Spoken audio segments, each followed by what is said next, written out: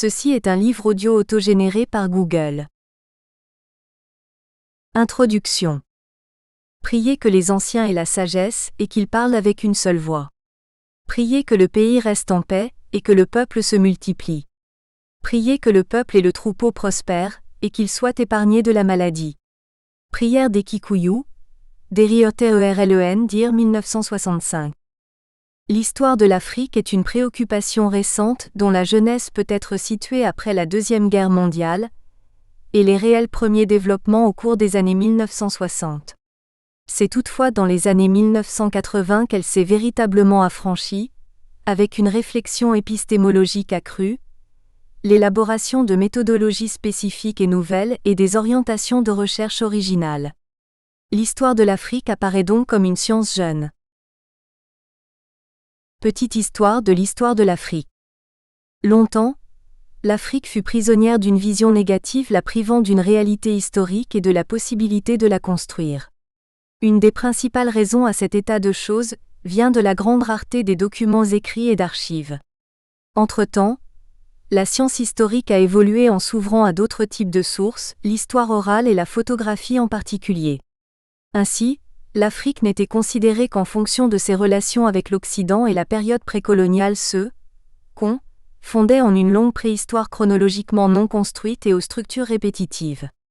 Ethnologues et anthropologues participèrent à la connaissance des sociétés qu'ils qualifiaient de primitives, et sans qu'une dimension historienne fût cependant établie. L'histoire, avec son corollaire qui est la mise en perspective chronologique, a donc eu à se dégager de la gangue de l'ethno-anthropologie en serrant alors l'ensemble des études africaines. Le décollage des études d'histoire africaine peut être situé dans les années 1950 avec les conférences organisées par la SOAS de Londres, School of Oriental and African Studies, et le lancement du Journal of African History en 1960, COQERYVIDROVITCH et Monio 1992.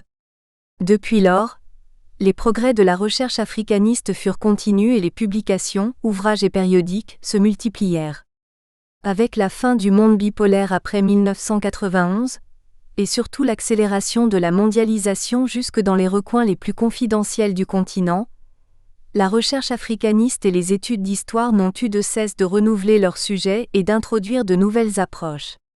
Ceci est illustré, en particulier, par la multiplication vertigineuse des publications, en langue anglaise surtout, mais aussi par les thèmes soulevés dans les communications à caractère historique proposées lors de colloques internationaux. Nonobstant, beaucoup de travail reste à réaliser et en particulier pour notre propos, l'élaboration d'une histoire de l'Afrique de l'Est remise à jour. Celle-ci devrait être actuelle, tant par les questionnements que par les sources mobilisées, et assez complète, abordant transversalement cette région, maintenant compartimentée en divers états issus de la décolonisation. Si l'idée de précis, ou de manuel d'histoire semble démodée et ressurgir d'une époque révolue, les historiens sérieux qui se sont consacrés aux études thématiques, ceux qui ont alimenté l'histoire comparative et celle des mentalités ou des représentations, reconnaissent cependant que le contexte historique général ne peut être négligé dans l'analyse de tout phénomène historique. C'est pourquoi nul historien ne peut faire l'économie de l'appropriation de la trame événementielle et de la perspective chronologique du contexte. C'est précisément cette trame que cet ouvrage se propose de mettre à la disposition des chercheurs et des étudiants, mais aussi d'un public plus étendu cherchant seulement à se cultiver dans l'histoire de l'Afrique orientale. Par un parcours à travers 2 millénaires d'histoire, ce livre a pour vocation d'illustrer les compositions et recompositions humaines de l'Afrique de l'Est, tant dans leur rapport avec leur espace qu'avec l'altérité. Comment les diverses sociétés se sont-elles organisées et mises en place au cours de l'espace-temps ? Quels liens les dynamiques économiques ont-elles tissés entre ces divers groupes humains ? Quels moteurs ont poussé certains d'entre eux à s'organiser en États centralisés ? L'occupation progressive de l'Afrique de l'Est par les Européens et l'implication contrainte des Africains dans l'histoire occidentale mondialisée a considérablement modifié la nature des sociétés humaines de la fin du XIXe siècle. L'Afrique orientale fut partagée au hasard des explorations, des jeux d'influence et des traités internationaux, sans grande considération des peuples autochtones. Et si, finalement, la plupart d'entre eux vivaient sous la British Rule, l'organisation de l'espace colonial les avait néanmoins cloisonnés et les frontières des colonies, tracées parfois aléatoirement 6 ou 7 décennies plus tôt, survécurent aux indépendances. Comment cet héritage fut-il digéré dans la recomposition de nouvelles structures politico-sociales, que sont les États actuels de l'Afrique de l'Est? Pour une définition du cadre spatial. Dans cette optique, une première tâche consisterait alors à définir ce qu'il faut entendre par Afrique de l'Est ou Afrique orientale. L'Afrique de l'Est désigne une réalité autant polysémique et que polymorphe. Globalement et approximativement, elle correspond à la partie orientale du continent africain et il est évident que chacun peut s'accorder sur cette définition. Toutefois, la première difficulté qui surgit est de décider quand l'est finie. En d'autres termes, quelles sont les limites de l'Afrique de l'Est, où la faire s'arrêter et où commence une autre Afrique, celle du Nord, de l'Ouest ou du Sud? Répondre à cette question peut suivre 2 chemins. Le premier est celui des désignations officielles, des agences intergouvernementales et de l'intégration régionale d'une sous-région du continent africain. L'EAC, East African Community, Burundi, Rwanda, Ouganda, Tanzanie, Kenya, Soudan du Sud, et l'IGAD, Intergovernmental Authority on Development, Érythrée, Djibouti, Éthiopie, Somalie, Kenya, Soudan, Soudan du Sud, Ouganda, en sont le parfait exemple. Mais, indépendamment d'une volonté de coopération politique et ou économique, il ne semble pas y avoir de dénominateur commun entre ces États. D'ailleurs, selon l'une ou l'autre organisation, les limites de l'Afrique de l'Est sont plus méridionales ou septentrionales. Ainsi, l'Union africaine UA 2017 divise le continent en 6 régions dont une est la diaspora comptant environ 170 millions de personnes.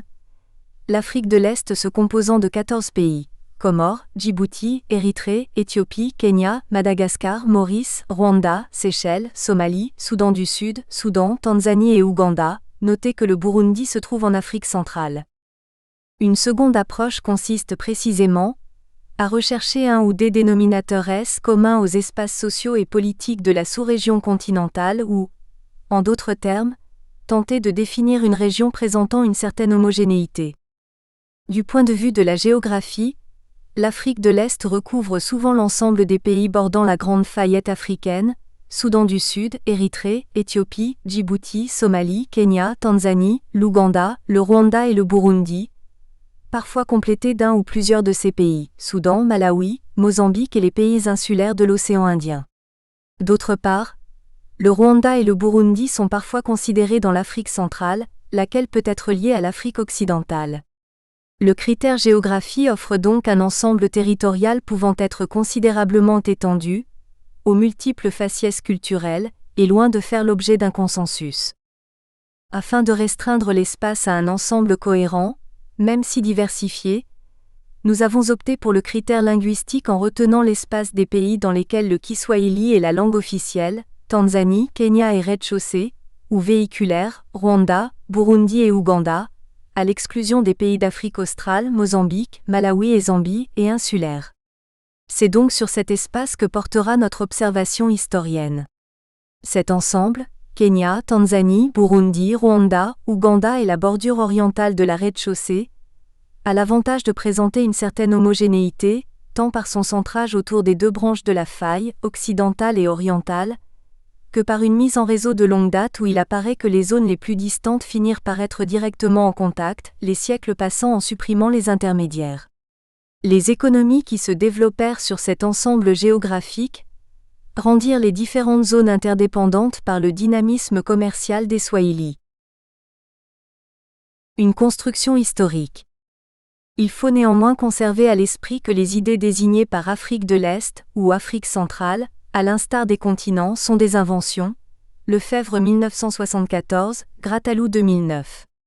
Ces définitions, qui correspondent à un point de vue extérieur, tout comme cet Orient qui aurait été créé par l'Occident et dénoncé par Edward Said, se sont élaborées dans le temps.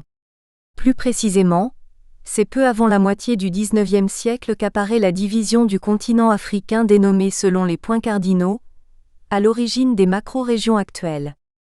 C'est par l'expansion coloniale que les espaces directionnels, nord, est, sud, ouest, ont acquis une consistance régionale, conduisant à une territorialisation concrète progressant au fur et à mesure de l'extension des influences. Ces nouvelles zones géographiques approximativement délimitées furent ensuite dotées de frontières. Celles-ci, dérivant des traités de partage, finirent par acquérir une épaisseur politique et administrative. Dutch Ostafrika, Afrique orientale allemande, British East Africa, Afrique de l'Est britannique, Union of South Africa, Union d'Afrique du Sud. Par la suite, on leur reconnut des caractéristiques propres, les menant sur la voie de l'identification. Ce processus se développa en l'absence totale des acteurs internes qui toutefois, progressivement au cours de la période coloniale, s'approprièrent à leur tour cette spatialisation. Néanmoins, dès le départ, les concepts apparurent peu précis et variables selon le point de vue des autorités métropolitaines, et ne purent jamais être l'objet d'un consensus quant à leur délimitation précise. Pour autant, les historiographies successives n'ont cessé de renforcer et de prolonger leur usage. Figure 2. Les États contemporains de l'Afrique de l'Est. Chapitre 1. L'espace et ses caractéristiques. La région des Grands Lacs, sauf lorsqu'on a la chance de longer un lac, ce qui n'arrive ni tous les jours, ni à tout le monde dans les parages. Les montagnes y représentent une réalité physique beaucoup plus marquante. Jean-Pierre Chrétien 2010. À l'observation d'une carte physique à l'échelle du continent, le trait dominant de l'Afrique de l'Est qui s'en dégage est la combinaison de hautes terres et de grands lacs parsemant la vallée tectonique de la Grande Faille est-africaine, ou rift est-africain, partie centrale de la vallée du Grand Rift. Joseph Thomson, membre de l'expédition de la Royal Geographical Society conduite par Alexander Keith Johnston, fut le premier géologue à explorer les reliefs de la région du Rift en 1879 à 1880 et puis à nouveau en 1883 au Kenya. À sa suite, le géographe écossais John Walter Gregory explora le Kenya central en 1892 à 1893 et publia son ouvrage de référence The Great Rift Valley en 1896 qui consacra son nom à la Grande Faille. C'est en son honneur que la branche orientale de la faille africaine, du lac Turkana à la région du Kilimandjaro, fut nommée Gregory Rift. L'ensemble, dominant la plaine côtière de l'océan Indien à l'est, plonge dans la cuvette centrale, le bassin du fleuve Congo, à l'ouest, dans les provinces du Nord et Sud Kivu en République démocratique du Congo rez-de-chaussée. Plusieurs sommets montagneux imposants jalonnent cet ensemble. Le Kilimandjaro 5895 mètres, le mont Kenya 5199 mètres, le mont Stanley 5109 mètres, chaîne du Rwenzori, le mont Elgon 4321 mètres, le mont Karisimbi et le Nyiragongo, 4507 mètres et 3470 mètres, chaîne des Virunga, etc. Tous sont des volcans, actifs ou éteints. Le régime pluviométrique, déterminant pour l'occupation humaine, a modelé le type de peuplement des régions aux morphologies diverses de l'Afrique de l'Est. La zone côtière recevant assez de pluie pendant l'année a permis l'occupation assez dense et sédentaire du sol, ainsi que la pratique de l'agriculture. Les hautes terres de plateau, qui s'étendent à l'arrière de la zone côtière, entre 1100 et 1400 mètres, reçoivent une pluviosité faible et sont généralement arides. Les conditions de vie y sont dès lors moins favorables au développement démographique. Les régions de plus haute altitude, à partir de 1800 mètres, dominant ces hautes terres arides reçoivent, quant à elles, un volume annuel suffisant de pluie pour l'établissement de cultures sédentaires denses. Le seuil est fixé entre 900 et 1000 mm d'eau. Il s'agit des chaînes montagneuses du Kipangère, aussi appelées monts Livingstone, bordant les lacs Malawi et Tanganyika, les monts Uzungwa et Rubeho, dans le centre de la Tanzanie, les monts Usambara, entre le littoral et le Kilimandjaro, et l'ensemble de la zone montagneuse s'étirant sur le Kenya, au-delà du Kilimandjaro jusqu'au mont Elgon. Toutefois, les parties les plus élevées de ces montagnes ne permettent plus l'habitat en raison des froides températures qui y règnent. À l'ouest de cet ensemble, la région au relief marqué qui se déploie du lac Tanganyika au lac Albert et au lac Victoria a permis le développement d'une forte densité de population. En revanche, les plaines du sud-ouest de la Tanzanie aux plus faibles précipitations ne permettent qu'une agriculture précaire et un habitat plus disséminé, cependant plus favorable que les zones de plateaux arides du centre de la Tanzanie et du nord-ouest du Kenya. Enfin, le nord-est du Kenya, en bordure des territoires somalis, constitue la partie la plus aride de l'aire culturelle swahili, où seul le nomadisme pastoral permet la subsistance. Il est aisé d'imaginer, à l'observation de ce tableau orographique et climatologique, que les États d'envergure et à potentialité démographique se soient développés sur la région littorale, entre l'embouchure des fleuves Juba et Kuvuma, ainsi que dans l'espace formé du triangle séparant les lacs Albert, Victoria et Tanganyika. Par contre, les zones de plateau intermédiaires n'ont connu que des structures politiques disséminées et de très petite taille, organisées en chefferies, conseils d'anciens plutôt qu'en royaumes, pouvoirs lignagés. Du point de vue linguistique, figure 4, l'Afrique de l'Est a vu se rencontrer les trois grands ensembles linguistiques africains. L'extension la plus méridionale des langues nilo-sahariennes, langue nilotique du groupe soudanien et des langues afro-asiatiques, famille couchitique, la langue oromo et la langue somali en particulier, et la présence du groupe des langues Niger-Congo, famille bantou en particulier le Kiswahili. Ce dernier constitue le groupe linguistique le plus représenté. Cet état des choses, tel qu'il se présente actuellement, n'est pas établi de toute date, et la mise en place territoriale des locuteurs de ces langues diverses continue de faire débat, en particulier en ce qui concerne l'époque et les modalités d'implantation des langues couchitiques et des langues bantoues, le swahili en particulier. Ces débats ne sont pas dépourvus d'un enjeu politique et identitaire, et la préoccupation principale consiste à établir l'africanité des uns et l'ancienneté de l'occupation des autres. Que les langues couchitiques soient spécifiquement africaines constitue un fait maintenant bien établi, mais la principale considération concerne les migrations des peuples de langue bantou et leur implantation sur le littoral de l'Afrique de l'Est.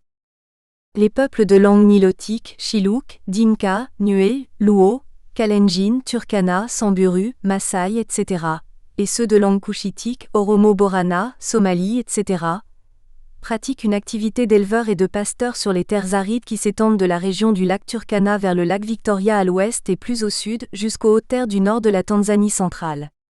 À l'aube de l'ère coloniale, les uns et les autres pratiquaient la même activité sur les mêmes territoires, sans doute depuis longtemps.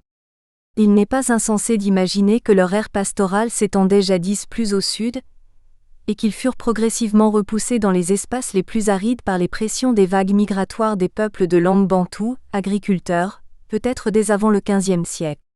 Ces bouleversements exercèrent sans doute des poussées qui pourraient avoir été à l'origine des premières vagues migratoires des Oromo, vers le nord, en Éthiopie. La question de l'expansion des peuples bantouphones est donc centrale pour la compréhension de la mise en place du paysage sociopolitique prévalant avant le XIXe siècle en Afrique de l'Est, et même dans la Corne de l'Afrique. Enfin, même s'ils ne représentent qu'une population numériquement faible, depuis plusieurs siècles au moins, il nous reste à mentionner les Hadza et les Sandawe, dont la langue appartient à la famille linguistique Khoisan, autrement désignée comme langue aklik en raison de la production de velaire qui les caractérise. Ces peuples aborigènes représentent le témoin d'un vieux fond de population, vestige du peuplement originel de chasseurs-cueilleurs antérieurs à l'arrivée des pasteurs couchitiques, des éleveurs nilotiques et des cultivateurs bantouphones dans la région de l'Afrique orientale, entre océan et Grande Faille. L'océan Indien. Indissociable des terres émergées lorsqu'il s'agit d'aborder la culture swahili, l'océan Indien, jadis connu comme la mer des Indes, en constitue la prolongation et l'ouverture sur le monde. C'est bien par son exposition maritime que le littoral de l'Afrique de l'Est fut perméable aux influences extérieures qui façonnèrent ses cultures. Toutefois, l'univers océanique ne se limite pas à une banale étendue d'eau, mais à une dynamique complexe combinant les courants marins au régime climatique saisonnier, les moussons. Le mot mousson est d'origine portugaise, formé à l'époque des grandes découvertes, XVIe siècle, sur l'arabe maousim, signifiant saison, et qui était couramment employé par les marins des boutres dans le sens de la saison propice à la navigation vers les Indes. Le climat de mousson indienne, qui affecte la côte est africaine, est caractérisé par une alternance de saisons sèches et humides et de vents, figure 3. Ceux-ci, particulièrement en mer d'Arabie, mais aussi dans le golfe du Bengale, connaissent une inversion saisonnière. La mousson est donc responsable de l'alternance des pluies et des saisons sèches sur le littoral africain, mais aussi du rythme des navigations qui doivent s'accommoder des courants marins autant que de la direction des vents. Ainsi, les vents soufflant du sud-ouest pendant les 6 mois d'été et du nord-ouest pendant les 6 mois d'hiver, Les voyageurs pouvaient venir des Indes en Afrique en hiver, mais devaient attendre l'été pour retourner vers les Indes. Longtemps considéré comme une masse océanique paisible, le rôle de l'océan Indien dans l'écologie planétaire est maintenant largement revu, avec la mise en évidence du dipôle de l'océan Indien, variation climatique découverte en 1999, effet d'El Niño. Depuis plusieurs années, le changement climatique dans la région de l'océan Indien est devenu une évidence, mais il reste à en comprendre le mécanisme et à en envisager les conséquences. Référence. ALPERS 2014, Bender 1997, Bender et Ali 1976, CHAUDHURI 1985, Chrétien 2010, Deschamps Dir, 1970 Volume 1, Fauvel Dir, 2018, Greenberg 1963, HEA Volume 1, Hirsch et Ali Dir, 2009. Figure 3. Carte générale de l'Afrique de l'Est et centrale, zone et relief. Figure 4. Carte des vents de mousson. D'après ALPERS 2014, CHAUDHURI 1985. Figure 5. Répartition des familles linguistiques en Afrique de l'Est d'après Greenberg 1963. Figure 6. Carte des espaces culturels de l'Afrique de l'Est. Chapitre 2. L'époque ancienne, 1er-15e siècle. Toutes les histoires tendent à être des histoires du monde. La tendance à dépasser les limites du local se fait, de plus en plus forte au cours de l'histoire. Jürgen Osterhammel 2017. Comme en de nombreux lieux sur Terre, la question du peuplement originel, comme celle de l'ethnogenèse, reste conditionnée aux hypothèses et aux incertitudes.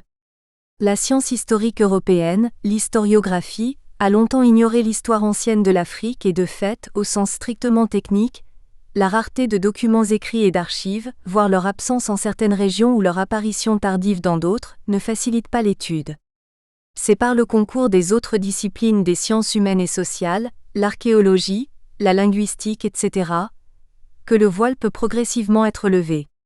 Malgré les progrès de la recherche interdisciplinaire, le panorama des périodes anciennes reste approximatif et hypothétique, sujet à débat entre spécialistes. Parmi ceux-là, l'origine de la culture swahili ne fait pas encore l'objet d'un consensus absolu. La révolution néolithique, conditionnée par la pratique de l'agriculture, n'est pas contemporaine dans toutes les régions du monde ni d'Afrique. Son apparition sui generis, ou son introduction depuis l'extérieur, demeure l'objet d'investigations que les recherches génétiques pourront éclairer. La révolution néolithique a jeté les bases de la première mondialisation. Hormis le passage d'une économie passive, celle de la cueillette, à une économie active fondée sur la production de son alimentation, agriculture et élevage, menant au capitalisme, ce sont les relations commerciales distantes qui furent alors ébauchées. La nécessité de disposer de sel pour la pratique de l'élevage, denrée absente de nombreuses contrées, a contraint les hommes à s'en procurer là où il existe, parfois loin. La production alimentaire fut, par ailleurs, à l'origine de la croissance démographique qui fut la cause de l'expansion territoriale et des premières urbanisations. Le néolithique n'est pas apparu uniformément en Afrique entre 3000 et 1000 avant notre ère, et somme toute assez tardivement par rapport au Levant ou à la Chine, et même à l'Europe. Tout comme le passage du mode chasseur-cueilleur à l'économie productrice, la maîtrise de la métallurgie du fer destinée à remplacer les outils lithiques fut acquise à différentes époques selon les endroits. De manière générale, ces aspects culturels sont encore très peu connus à l'échelle du continent. L'hypothèse initiale d'une origine extérieure au continent, pour l'agriculture comme pour la métallurgie du fer, se trouve maintenant largement abandonnée et des foyers d'origine semblent se dessiner. Quoi qu'il en soit, les données demeurent largement lacunaires et les recherches sont toujours en cours. Que l'agriculture et la métallurgie fussent des phénomènes exogènes ou endogènes, l'évolution climatique pendant la période Holocène, avec une alternance de phases humides et arides au cours des derniers millénaires avant notre ère, fut déterminante dans les orientations économiques des peuples.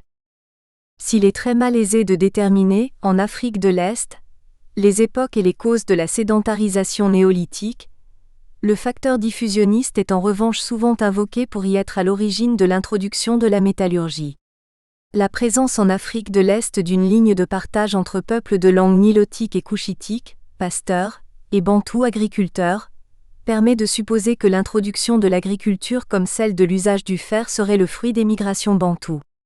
Si ceci semble évident pour la métallurgie du fer, cela demande en revanche d'être quelque peu nuancé pour l'agriculture.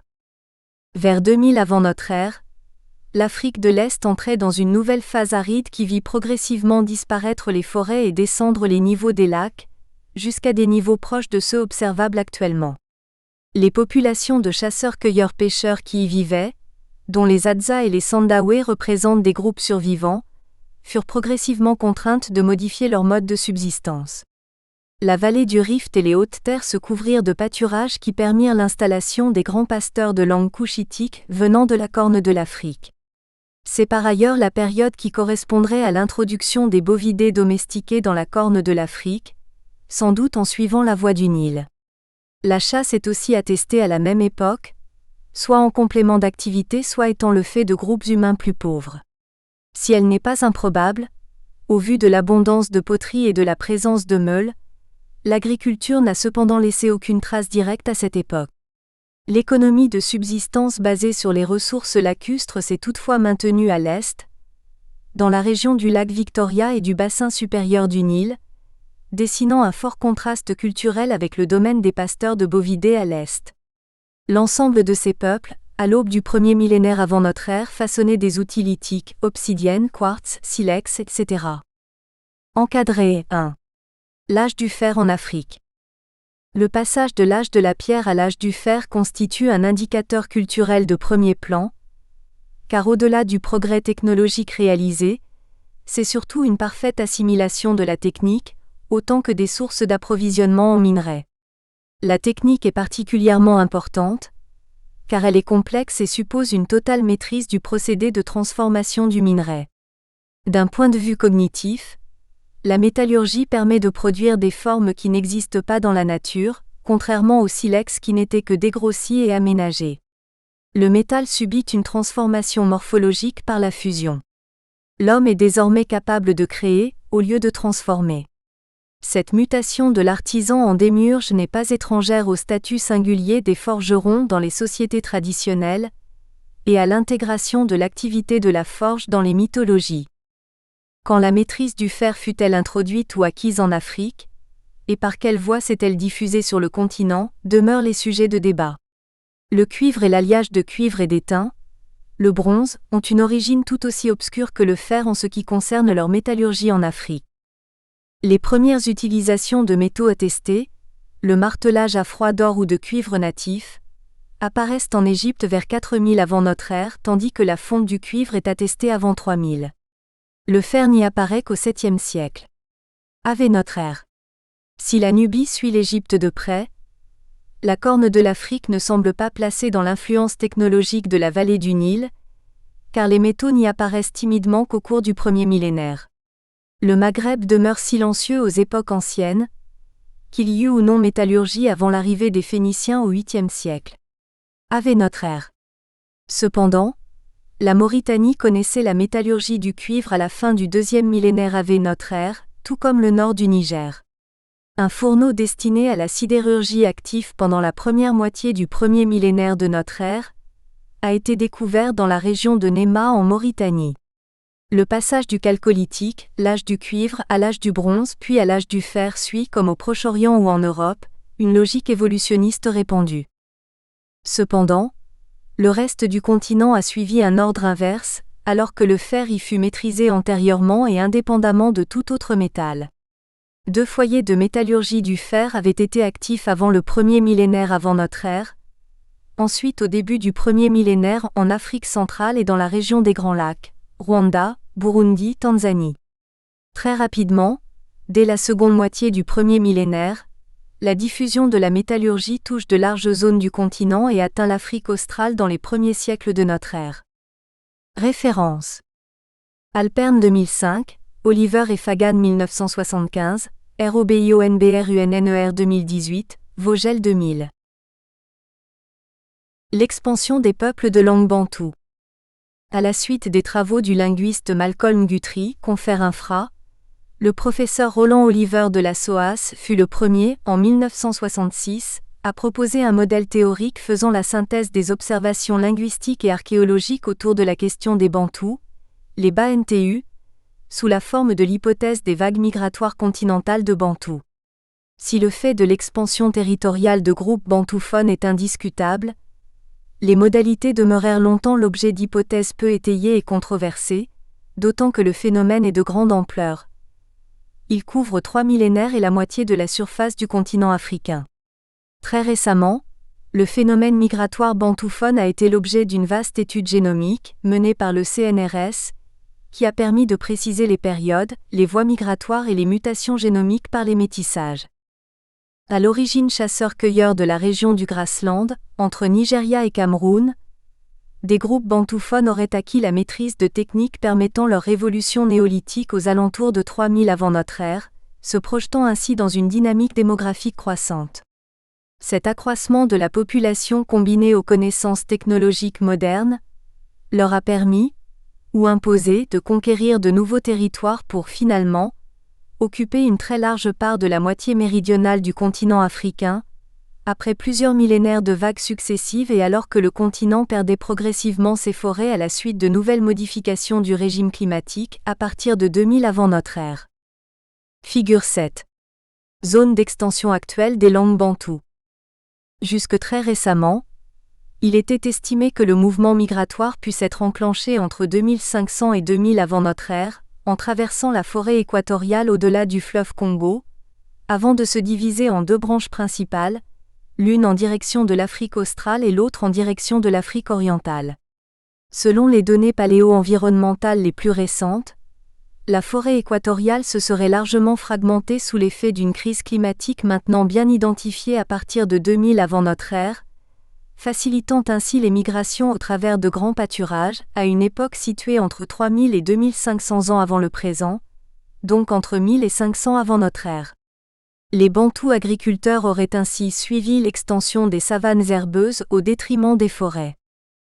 Les données génétiques provenant de l'étude de la fragmentation du génome indiquent clairement une proportion féminine importante, permettant de distinguer migration plutôt que conquête militaire, Patin, Lopez et Ali 2017.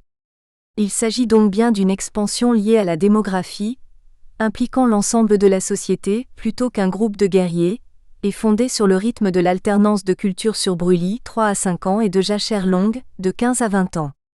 La longueur du temps de jachère impliquait donc un contrôle territorial étendu avant de pouvoir revenir sur la même parcelle, rotation des cultures par l'emploi d'une parcelle sur 5. L'ensemble s'est placé sur une échelle temporelle considérable. Ces mêmes recherches ont permis de confirmer le cheminement général suivi par l'expansion des Bantous sur le continent, une voie majeure principale suivant le littoral vers le Gabon puis traversant le continent vers la région des Grands Lacs et infléchissant sa course vers l'Afrique australe, tout en affinant la chronologie. Ceci devrait mettre un terme au long débat opposant les tenants d'une voie migratoire principale unique à ceux qui défendaient l'existence de deux voies migratoires distinctes, occidentale et orientale, au profit des premiers. Au cours du premier millénaire avant notre ère, les communautés bantouphones auraient déjà pris place à proximité des Grands Lacs, où l'environnement était favorable à l'agriculture. La pénétration des bantouphones en Afrique de l'Est, sous forme d'une colonisation régulière et étendue, plutôt que des vagues migratoires successives et des conquêtes militaires, pourrait se situer il y a près de 2000 ans. Les siècles suivants virent la bantouisation se prolonger et se renforcer, formant des États de plus en plus puissants et diversifiés. Avec la pratique de l'agriculture diversifiée, des peuples bantous introduisirent l'usage répandu de la céramique et de la métallurgie du fer en Afrique de l'Est.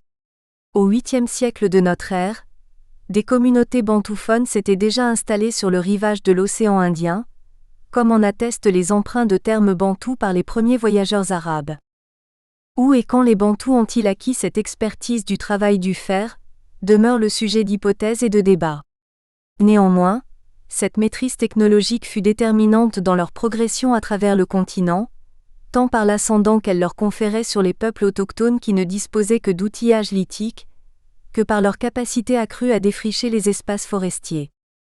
L'évolution environnementale et l'accroissement démographique laissèrent de moins en moins de place aux activités de chasse-cueillette et pastorale. D'autre part, le prestige exercé par la maîtrise technologique acquise par les communautés bantouophones et leur capacité à faire produire leur alimentation par la terre, amenèrent nilotiques et couchitiques à progressivement adopter les nouvelles technologies liées aux pratiques agricoles. De nombreuses communautés nilotiques et couchitiques furent assimilées par les sociétés bantouphones. Les traces de ces métissages sont observables par le séquencement du génome. Ces mêmes études ont établi que les migrations étaient autant le fait de femmes que d'hommes, ce qui indique qu'il ne s'agissait effectivement pas de conquêtes guerrières. Métissage biologique et culturel furent les clés de l'adaptation des Bantous, mais aussi des populations autochtones. Ainsi, les Kikuyu du Kenya parlent une langue bantoue, mais les traits dominants de leur culture sont ceux des peuples de langue couchitique. Classe d'âge, circoncision, système politique, tabou du poisson, etc. La richesse des pâturages exempts de la mouche tsetse autour du lac Victoria suscita la diversification alimentaire des Bantous. Ils complétèrent ainsi leur régime, d'abord purement végétal, avec le lait et la viande bovine.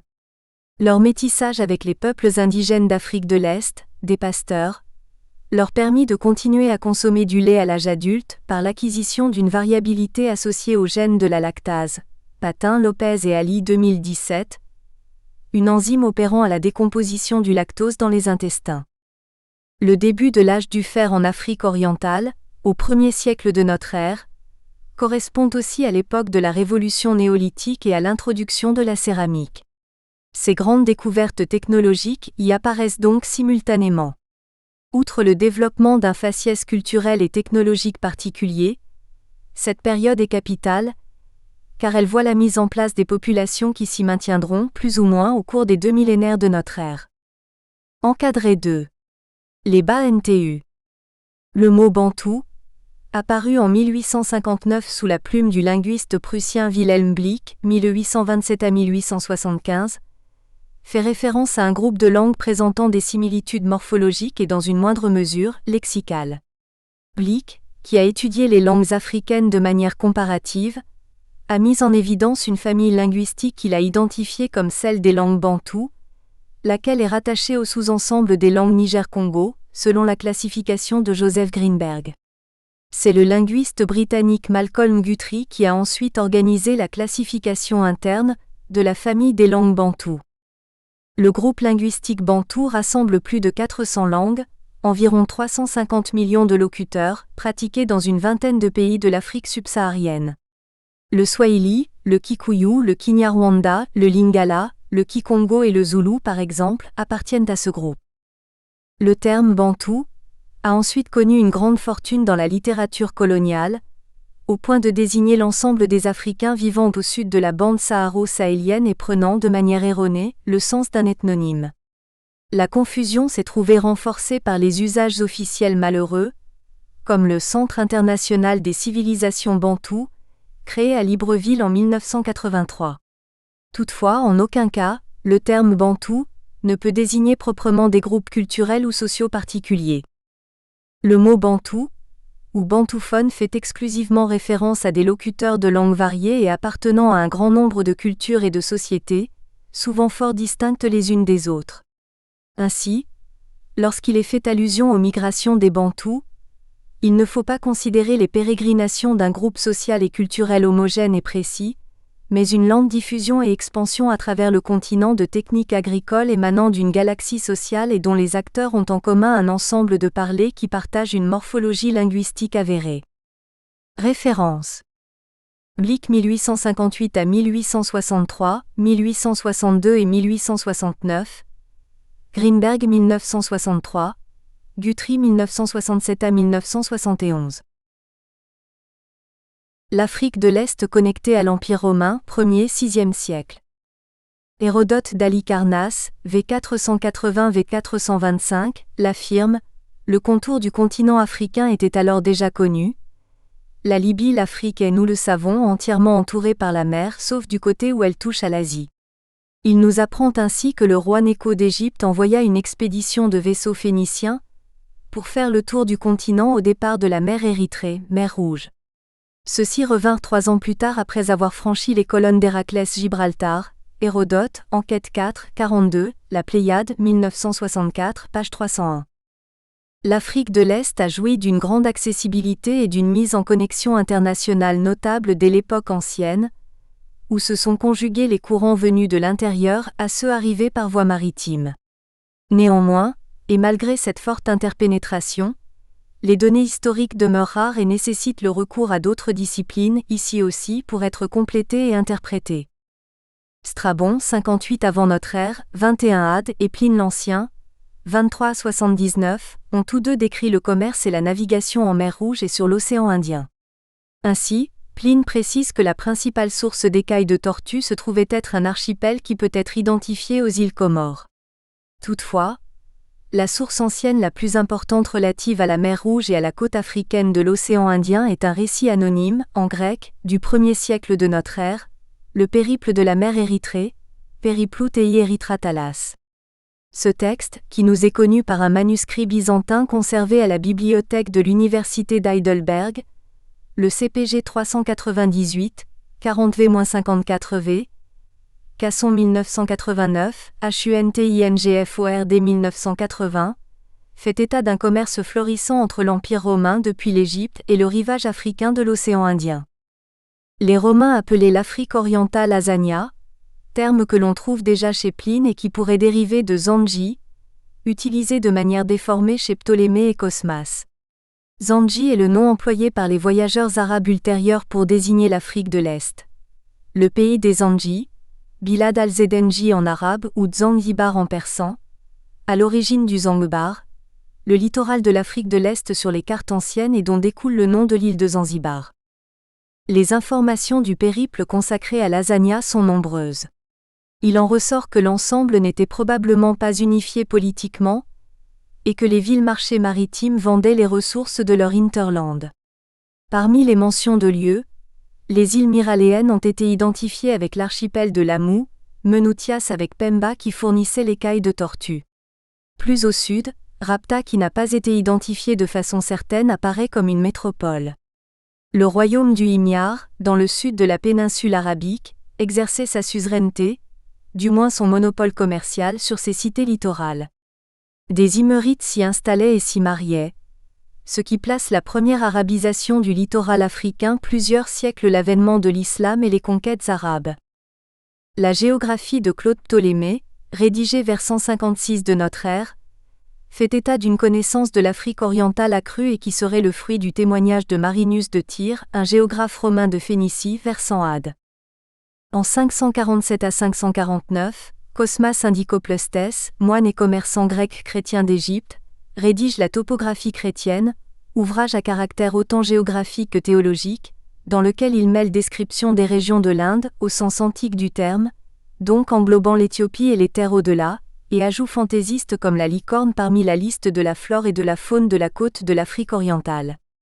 Cet ouvrage, connu par 3 manuscrits médiévaux, rapporte la plus ancienne mention du poivre, MCCRINDLE 1897, WOLSKACONUS 1968. Il reste cependant plus utile pour l'histoire de l'Éthiopie, tant les lacunes sont grandes en ce qui concerne la région au sud du Cap Guardafui. Toutefois, la description permet de prendre la mesure du déclin dans lequel se trouve déjà plongé le commerce de l'Empire romain en Orient. Les informations archéologiques qui corroboreraient les textes sont quasi inexistantes pour cette période ancienne, à l'exclusion de collections de pièces de monnaie anciennes, mais qui ne furent pas découvertes à l'occasion de fouilles archéologiques. Toutes conclusions à leur sujet sont donc sujettes à caution. De tout ceci, nous pouvons conclure qu'aucune relation commerciale directe n'existait entre la côte africaine et l'Inde ou la Méditerranée avant le 7e siècle, comme l'était le commerce entre l'Égypte et l'Inde. Ainsi, l'ivoire transitait dans des entrepôts à Adulis, port et emporium d'Axum, Éthiopie, avant d'être expédié à Rome. Pour autant, l'importation d'ivoire depuis la côte est africaine l'intégrait au système économique romain. Le déclin de Rome et du commerce romain fut fatal pour le royaume d'Axum, Éthiopie, et celui des Himérites Yémen, qui en dépendait totalement. Le contrôle exercé par la Perse sur l'ouest de l'océan Indien, au VIe et au VIIe siècle, a dû provoquer une réorientation du commerce de l'Afrique de l'Est vers l'Orient, avec un rôle central joué par le Golfe Persique. Les sources concernant la période pré-islamique font cruellement défaut, et les témoignages archéologiques sont rares, mais pas inexistants, pour évoquer les liens entre Perse et littoral africain, comme des pièces de monnaie parthes découvertes à Zanzibar. L'importation d'esclaves de Zandji, l'Afrique orientale selon les sources arabes, en Perse et jusqu'en Chine est attestée, certainement dès le début du 7e siècle. L'émergence des structures politiques, 7e-15e siècle. À l'époque où l'Afrique orientale émerge dans les sources historiques, au 1er siècle ainsi que nous venons de le préciser, il est extrêmement complexe, voire impossible, d'établir un profil détaillé des sociétés qui s'y sont développées, hormis quelques généralités. Le renversement de l'ordre méditerranéen, invasion arabe et germanique, et l'extinction consécutive du commerce romain isolèrent le littoral est-africain de l'Occident. Cependant, l'organisation politico-sociale prévalant au sud de la mer Méditerranée plaça désormais l'Afrique de l'Est dans un réseau africano-asiatique centré sur l'océan Indien. Toutefois, il demeure tout aussi difficile de peindre un portrait des États et des sociétés est-africaines au moins jusqu'au Xe siècle, en raison de la rareté de la documentation qui est le plus souvent externe. Même les nombreux fragments de porcelaine chinoise découverts en divers lieux de la côte est africaine ne sont pas antérieurs au XIIe siècle. Mais nous assistons toutefois à l'affirmation progressive des structures politiques et au développement de cultures littorales originales. Dans l'intérieur des terres, l'impression générale est tout aussi formative. Le recours aux traditions orales permet de dresser un état des lieux de petits États bantous essentiellement agricoles, qui se sont formés par accumulation démographique. L'arrivée et les déplacements de groupes de Bantous en Afrique de l'Est ont participé à cette organisation sociopolitique générale, qui se trouva confrontée à l'arrivée progressive de pasteurs, d'abord parfaitement intégrés et qui, après le XIVe siècle, occupèrent une position hégémonique dans la région des lacs. Bien que les liens entre la zone littorale et l'hinterland n'étaient pas inexistants, deux logiques développementales présidaient cette époque.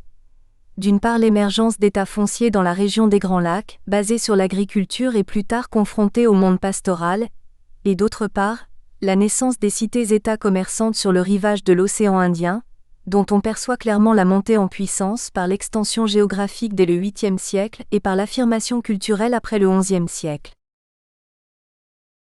L'intégration au système océanique indien. Longtemps occultée au bénéfice des acteurs étrangers, commerçants et colons, les communautés indigènes de la côte orientale de l'Afrique ont cependant joué un rôle crucial dans l'histoire de cette région. Indépendamment des a priori que pouvaient nourrir les historiens d'une époque révolue, l'absence de sources endogènes, au regard des sources exogènes, peut expliquer ce regard biaisé. Les informations concernant la période qui s'étale du 7e au 10e siècle, donc les premiers siècles de l'islam depuis son avènement jusqu'à la chute du califat des Abbassides en Afrique, 969, sont particulièrement rares. Les relations de voyage les plus anciennes des auteurs musulmans sur la côte de l'Afrique orientale ne remontent guère avant le Xe siècle, et encore ne sont-elles pas de première main. L'essentiel de la documentation consiste en quelques artefacts provenant d'Asie, et qui furent découverts sur le littoral africain. C'est donc bien peu, mais qui au moins atteste de l'existence de relations commerciales transocéaniques, directes ou indirectes, entre l'Afrique de l'Est et l'Orient asiatique. Les nouveaux peuples qui s'étaient progressivement installés en Europe et la chute consécutive de la puissance romaine d'Occident, en 476, y avaient provoqué de profondes mutations sociales et politiques. L'expansion arabe dans le bassin méditerranéen a ensuite considérablement modifié la géopolitique européenne, éloignant l'Occident non seulement de l'Orient, mais aussi de l'Afrique, en particulier à cause de l'insécurité sur les mers. Et cela, d'autant que l'Europe subissait encore de fortes pressions migratoires sur son front oriental. Une telle combinaison de facteurs fut à l'origine d'un recentrage septentrional de l'Occident, qui faisait dorénavant du littoral de la mer Méditerranée une frontière, plus qu'un épicentre comme auparavant. Pour l'Afrique de l'Est, le commerce romain était mort et Byzance qui en avait été coupé par les Perses s'en trouvait dorénavant isolé par les Arabes. Les conquêtes arabes du 7e et du 8e siècle furent à l'origine de la fondation d'un grand État impérial, l'Empire des Umayyads, sur la Méditerranée et le Proche-Orient, des Pyrénées à l'Asie centrale. En quelques générations, la langue arabe et la religion musulmane s'imposèrent sur les territoires conquis, au moins majoritairement dans les villes. Avec le temps, c'est une nouvelle culture qui s'épanouit sur leur territoire. Contrairement à l'espace méditerranéen qui faisait office de limesse entre deux systèmes politiques et socio-religieux divergents, l'océan Indien demeurait globalement un espace de paix, où la piraterie ne connaissait pas les proportions qu'elle avait acquises en mer Méditerranée, là où elle était instrumentalisée par les pouvoirs opposés. L'expansion de l'islam dans l'espace de l'océan Indien fut soumise au pragmatisme des marchands qui s'abstinrent d'un prosélytisme exacerbé. Pendant la période qui s'écoula jusqu'à la fin du Xe siècle, époque de la chute du califat abbasside en Afrique et de l'avènement du califat des Fatimides, dynastie africaine, en Égypte, le commerce musulman fut largement influencé, en expansion comme en régression, par les événements politiques majeurs de la région de l'océan Indien.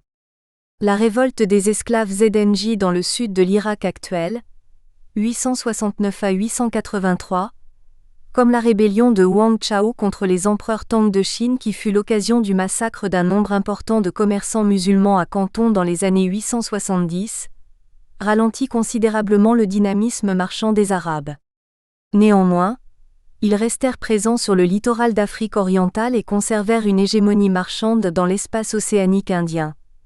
L'unique réseau intercontinental à cette époque était sous le contrôle des Arabes. Néanmoins, ils ne représentaient pas les seuls acteurs économiques qui exercèrent une influence sur le littoral est-africain. Il peut être envisagé que le rôle des marchands arabo-musulmans, dans l'histoire de l'océan Indien entre le 7e et le 10e siècle, et par conséquent sur le littoral est-africain, put avoir été exagéré par le fait d'une disproportion des sources et des informations disponibles. A contrario, d'autres acteurs seraient perçus en deçà de leur activité réelle. C'est le cas des Africains, dont on commence seulement à percevoir un rôle accru par rapport à ce que l'on avait pu envisager. L'Inde semble aussi très absente sur l'océan Indien occidental à cette époque, cependant qu'elle jouait un rôle prépondérant dans la partie orientale de la zone océane. Les auteurs arabes, en particulier l'encyclopédiste et géographe Al-Mazudi, originaire de Bagdad, dans son Histoire universelle 946, rappelle à quel point le commerce de l'ivoire africain en Inde était alors florissant, et où il arrivait depuis les entrepôts omanais. Al-Mazudi affirme que les marins omanais allaient jusqu'à Pemba, où vivait une population mélangée de Zanji idolâtres et de musulmans. Il précise aussi que les musulmans s'exprimaient dans la langue des Zanji. L'exportation de la soie et de la porcelaine constituait le principal moteur commercial des marchands chinois, sans qu'ils naviguassent eux-mêmes sur l'océan Indien. Les marchandises, stockées dans des emporiums sur l'île de Ceylan, prenaient la route de l'Afrique et de l'Orient méditerranéen par l'intermédiaire des marchands arabes, lesquels assuraient l'approvisionnement des Chinois en produits africains, et au premier plan de ceux-ci l'ivoire, l'encens et les esclaves Zengi. L'Afrique de l'Est était désormais intégrée dans le système monde musulman. Qu'il s'agisse des Indiens ou des Chinois, les relations commerciales demeuraient indirectes avant le Xe siècle, et la présence des Indonésiens, confirmée à Madagascar, ne fut sans doute qu'occasionnelle sur le littoral de l'Afrique de l'Est. Cependant, l'extension de l'ère d'influence des proto-Swahili est clairement perçue par l'archéologie, essentiellement notable par la dissémination de perles de verre, de fragments de porcelaine et de faïence, ainsi que des tessons de céramique. Du 8e au 10e siècle, le littoral du Mozambique, cuivre, or et ivoire, et du Natal avait été intégré à cet espace marchand, tout comme les Comores et le nord-ouest de Madagascar. Origine et développement de la culture swahili. Deux phases distinctes, en dépit des informations lacunaires, peuvent être dégagées des siècles formant cette longue période. D'abord une phase formative, jusqu'au XIIe siècle, pendant laquelle les structures générales sont posées, commerce océanique, cités-États indépendantes, mais le pouvoir demeure aux mains des groupes sociaux traditionnels qui en héritent de leurs pères.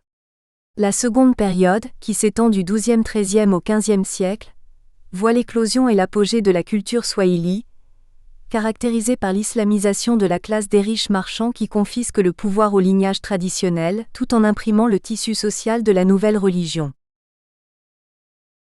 La culture proto-swahili, 8e-12e siècle. Les premiers États du littoral de l'Afrique ont souvent été envisagés comme l'aboutissement de colonies de peuplement d'arabo-persans métissés, avec des populations locales. Kirkman, qui a fouillé les ruines de la mosquée du site de Gedi au Kenya, affirme ainsi que les monuments historiques d'Afrique de l'Est n'appartiennent pas aux Africains, mais aux peuples issus d'un métissage d'Arabes et de Persans arabisés avec des Africains, mais dont la culture est demeurée absolument distincte de celle des Africains qui l'entouraient. Kirkman 1954-22, désafricanisant ainsi la culture swahili dans ses fondements. Toutefois, depuis la fin des années 1980, l'accent des recherches archéologiques et historiques a nettement été placé sur le rôle sous-estimé ou négligé des Africains dans le développement de ces structures étatiques, sans pour autant remettre en cause le rôle qu'ont joué les colonies de marchands arabo-musulmans. L'histoire tente ainsi de se réécrire à parts égales. Les vestiges archéologiques, poteries... Nous espérons que vous avez apprécié cet aperçu.